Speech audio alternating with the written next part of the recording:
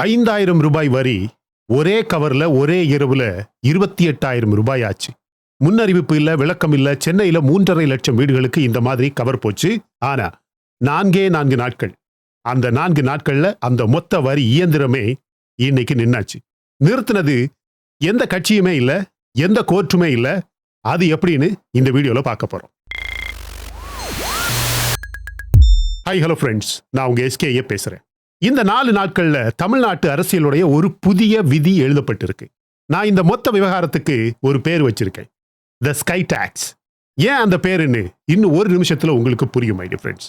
இன்னைக்கு 3 முக்கியமான விஷயங்கள் பார்க்க போறோம் மை டியர் ஃப்ரெண்ட்ஸ். ஒன்னு இந்த டாக்ஸ் நோட்டீஸ் எங்க இருந்து வந்துச்சு, இந்த டாக்ஸ் மெஷினை யாரு கட்டினாங்க, இதுல திடீர்னு வந்த திருப்பம் என்ன.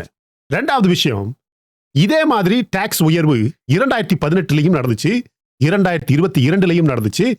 அப்ப என்ன ஆச்சு, இப்ப என்ன ஆச்சு? இந்த கம்பேரிசன் தான், இந்த ஒப்பீடு தான் இந்த வீடியோவுடைய கோர். தி தேர்ட் பாயிண்ட், இந்த வரி திரும்ப வருமா, வந்தா எப்படி வரும், நாம என்ன பண்ணணும்.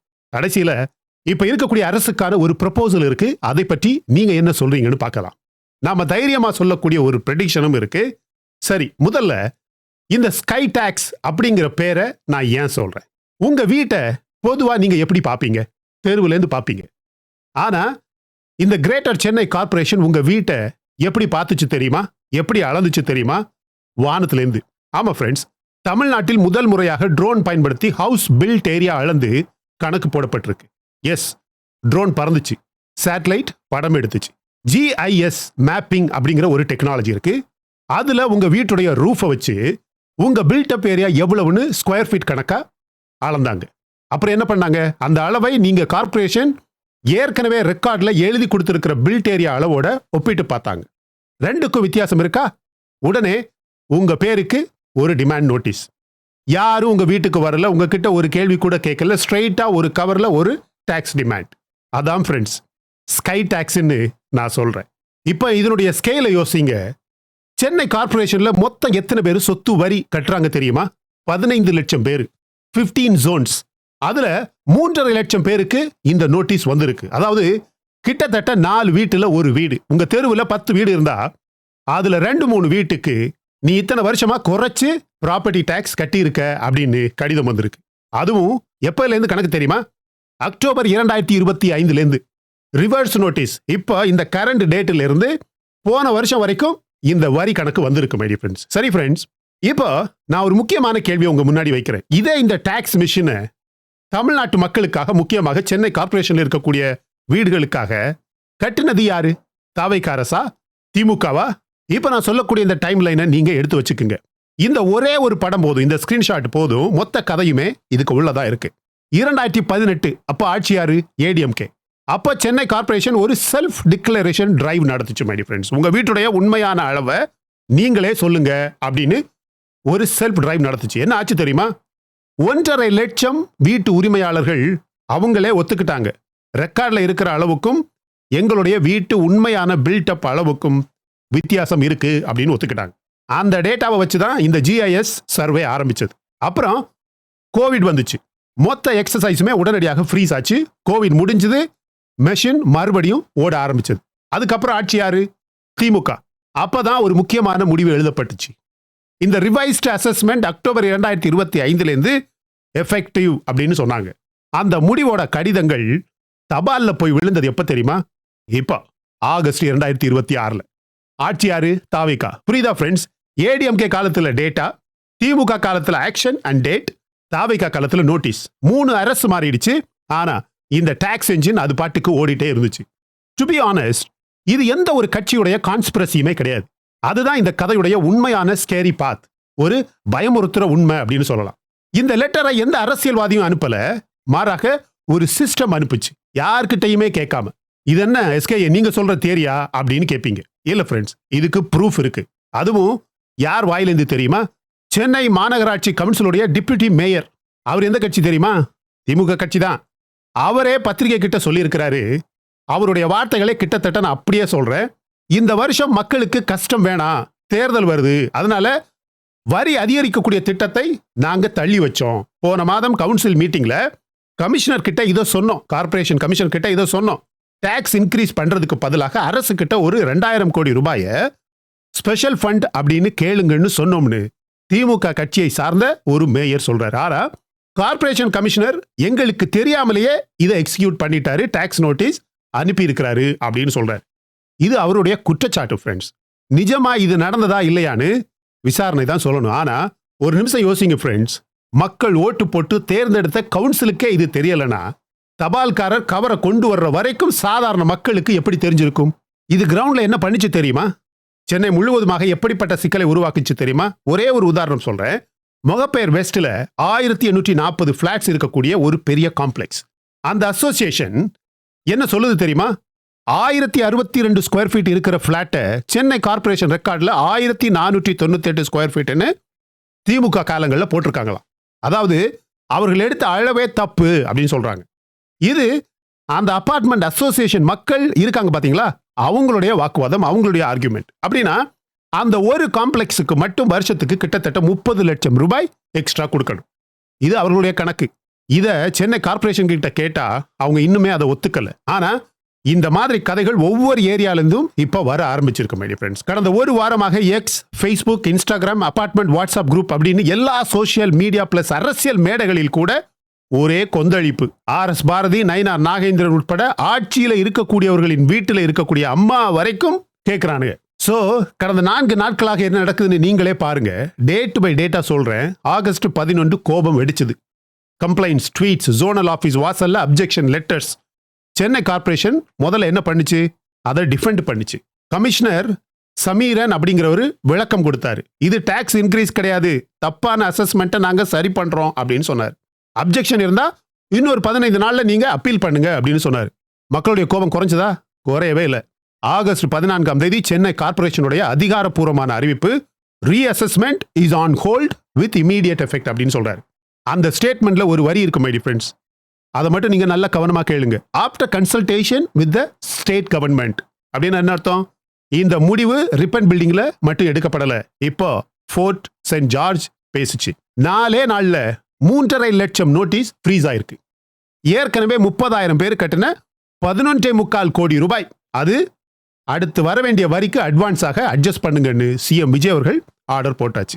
எல்லாம் பழைய ரேட்டுக்கு ரிவர்ட் பண்ணுங்கன்னு ஆர்டர் போட்டிருக்கு. இப்ப நீங்க கேட்பீங்க, ஒரு அரசு மக்கள் சத்தத்துக்கு காது கொடுத்துச்சு, இதுதானே நடக்கணும், இதுல என்ன பெரிய விஷயம் அப்படின்னு கேட்பீங்க. நல்ல கேள்வி ஃப்ரெண்ட்ஸ். அதுக்கு பதில் வரலாற்றுல இருக்கு.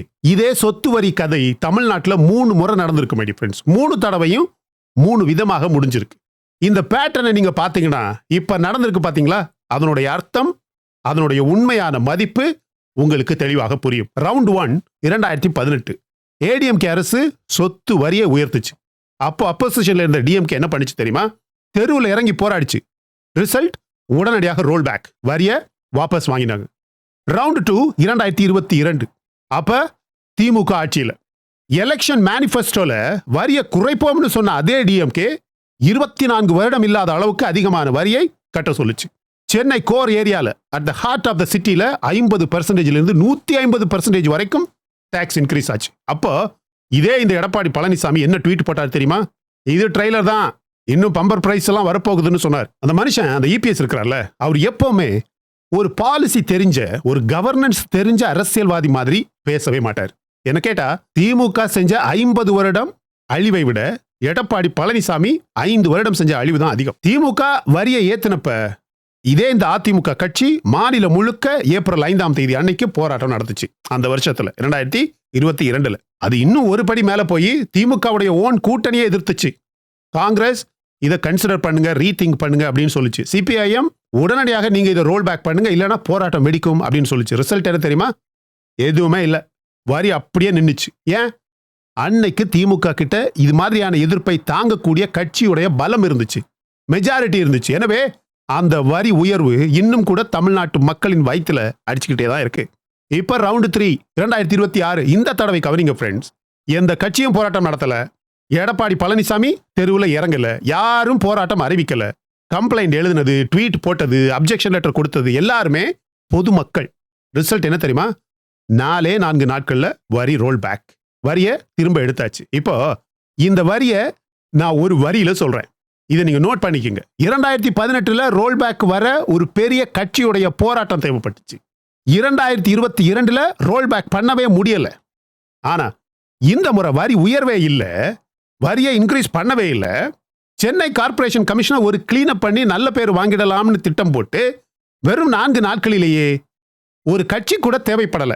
சிஎம் விஜய் தலையிட்டு மக்கள் கிட்ட சொல்லாம எதையுமே செய்யக்கூடாதுன்னு டாக்ஸ் ரோல் பேக் நேத்து முந்தின நாள் இரவு நடந்திருக்கு. சிஎம் விஜய் அவர்கள் தலையிட்ட பிறகு இப்ப டாக்ஸ் ரோல் அவுட் இல்ல, மாறாக ரோல் பேக். சரி, ஏன் அவர் இப்படி பண்ணாரு?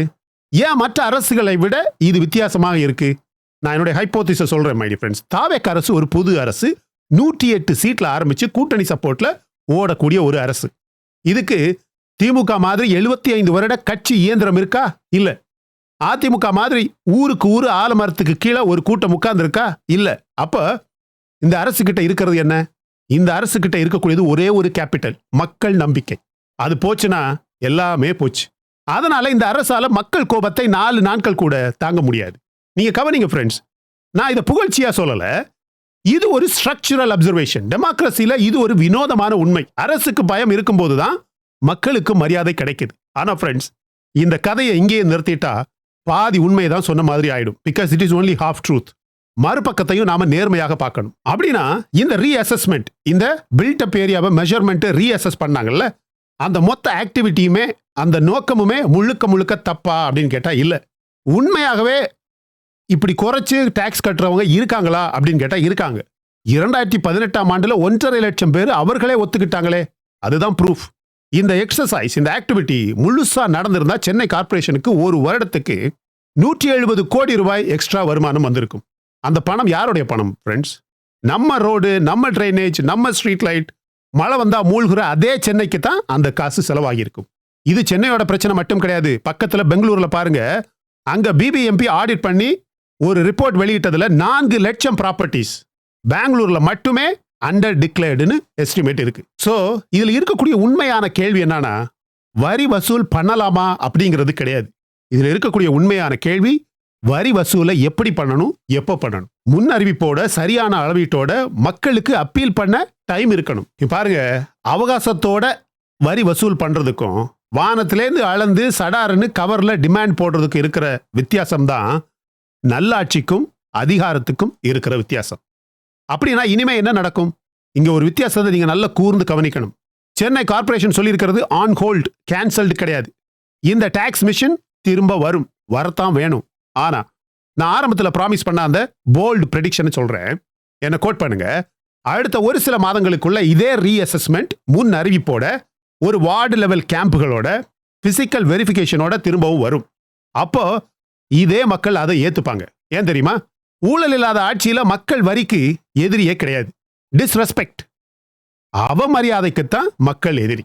இன்னொரு விஷயம், இதே கதை இன்னைக்கு தாம்பரம் கார்ப்பரேஷன்லயும் ஆரம்பிச்சிருக்கு. அங்கேயும் ரிவிஷனுக்கு எதிர்ப்பு எழுந்திருக்கு. அடுத்த சில வாரத்துல இது சென்னை கதை கிடையாது, தமிழ்நாடு முழுக்க ஒவ்வொரு கார்ப்பரேஷன்லையும் நடக்க போற கதை. உங்க ஊர்ல நடந்தா இந்த வீடியோ உங்களுக்கு ஞாபகம் வரும். ஓகே, இந்த வீடியோட ஆரம்பத்துல அந்த 28,000 ரூபாய்க்கான நோட்டீஸ், அந்த கதையோட ஆரம்பிச்சோம் பாத்தீங்களா? இப்ப அந்த கதையோட முடிப்போம். அந்த நோட்டீஸ் இன்னைக்கு திரும்பவும் 5,000 ரூபாய் ஆயிருக்கு. அந்த மாற்றத்தை கொண்டு வந்தது யாரு? எந்த கட்சியும் இல்ல, எந்த தலைவரும் இல்ல. கண்டிப்பாக சிஎம் விஜய் அவர்கள் ஆர்டர் போட்டாரு. பட் எந்த கட்சியோ, எந்த தலைவரோ, எந்த கோர்ட் கூட கிடையாது. கம்ப்ளைண்ட் எழுதினது, ட்வீட் போட்டது, ஜோனல் ஆபீஸ் வாசல்ல அப்ஜெக்ஷன் லெட்டரோட நின்ன சாதாரண சென்னை மக்கள். 4 நாட்கள் அவ்வளவுதான் எடுத்துச்சு மை டியர் ஃப்ரெண்ட்ஸ். வள்ளுவர் இது 2000 வருஷத்துக்கு முன்னாடியே விளக்கமா எழுதி வச்சிருக்கிறாரு. கூழும் குடியும் ஒருங்கிழக்கும் கோல் கோடி சூழாது செய்யும் அரசு. அர்த்தம் என்ன?